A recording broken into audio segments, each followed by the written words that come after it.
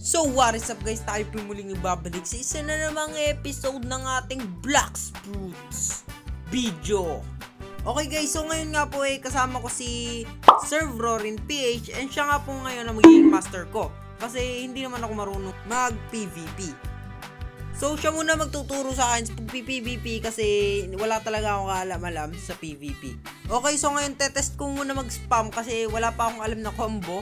And titignan ko din kung gaano ba siyang kalakas. Kung talaga bang napakalakas niya o sakto lang na player. Okay. Takbo. Bilis. Nasaan na? Yun. Kailangan siya tamaan ng... Wait, nakakastan ba yan? Hindi ko alam. Nahuli niya ako. No. Okay. No, nahuli niya ako. What is that? No! Boom! I'm dead. Okay. Nice G. Tatry ko mag-test ng combo. Titignan ko kung gagana yung combo. Kasi hindi ko talaga alam kung paano gumagana yung skills ng ice. So, ngayon ko makikita.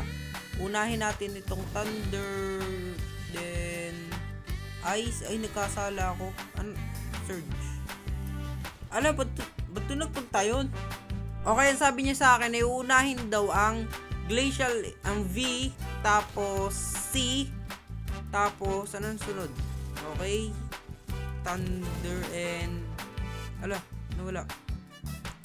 Ganun, unahin ko yung V, tapos C, tapos wala, GG na, nahuli ako. Okay, so sabi niya sa akin is kunin ko daw yung superhuman and test ko kung kaya ko ba pagkagamit yung superhuman. So pupunta muna ako second CN, kukunin ko yung superhuman kasi baka mas madali nga yun. Kasi ano naman yun parang puro stun yung skills. Try ko muna mag-spin. Ano kayo makukuha ko? And Chaproot. So sa palagay ko is gawin na lang natin yun sa next episode. And magkita-kita lang tayo sa susunod nga ng episode. Thank you and goodbye. See ya!